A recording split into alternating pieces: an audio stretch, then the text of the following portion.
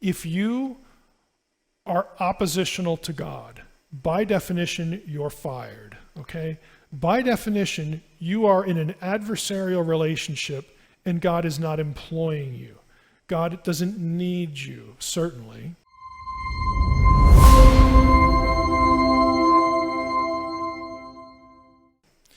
Another question that comes up, were the gods of the nations, the sons of God, evil from the beginning of their appointment? So when, the Lord allots the gods to the nations to the gods, according to the number of the sons of God, all these Deuteronomy references, of course, including verses 8 and 9, Deuteronomy 32, 8 and 9. The question comes because we read of their judgment in Psalm 82. Well, when did they go bad? And we saw last time that you basically got a 100-year window here where you start to get references to idolatry in the biblical story, in the family of Abraham. That's not very long after Babel. So this question comes up. You have two options. You can say, no, they weren't evil from the beginning. They became rebellious. They seduced the populations to worship them and not worship the true God, and they sowed chaos among the nations. This is actually the view I take. And then there are others who would say, well, they were evil from the beginning. God punished the nations, not only by divorcing them, but he consigned them to idolatry intentionally. The disinherited can enter Israel, they can convert, but otherwise they're damned. Now the second part of that, I would agree with. You have to throw your loyalty, align your loyalty with the God of Israel. But the first part of it, again, I don't think necessarily follows or necessarily is required to make the second statement there, to the second half of number 2. God punished the nations not only with divorce, but he consigned them to idolatry, that this was intentional. So you've got two options. Now, if the latter one, this idea that these sons of God were corrupt from the beginning, it's hard to know why the gods are therefore under judgment, not only in Psalm 82, but earlier.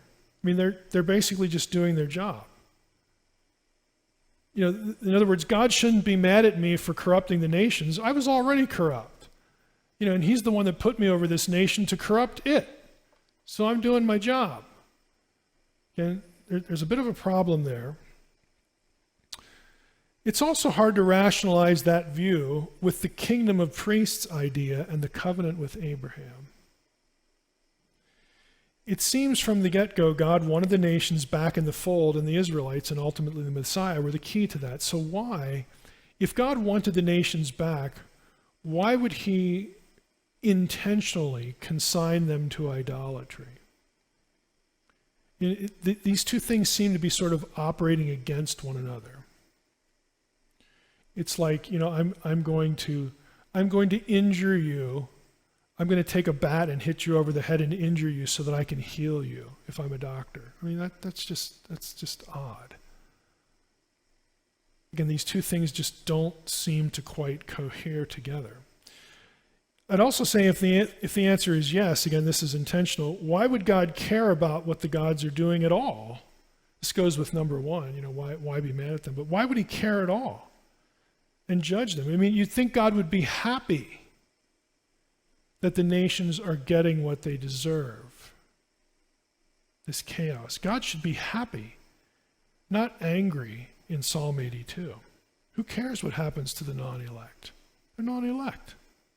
Whoop-de-doo. For these reasons, again, I land on the first choice. I don't think they were evil from the beginning. Again, I'll just make a general statement. I think you'd have a really hard time in Scripture showing that evil entities are ever on God's payroll for a single day. If you are oppositional to God, by definition, you're fired, okay? By definition, you are in an adversarial relationship and God is not employing you. God doesn't need you, certainly. He doesn't need anybody, but why would he need you over the ones that are loyal, okay? The whole idea that God would have evil entities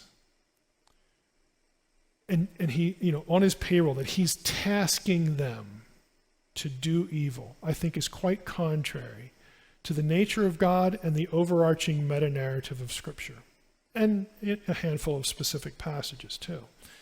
But again, I just wanted to add this so that you know sort of where I'm at on this and why.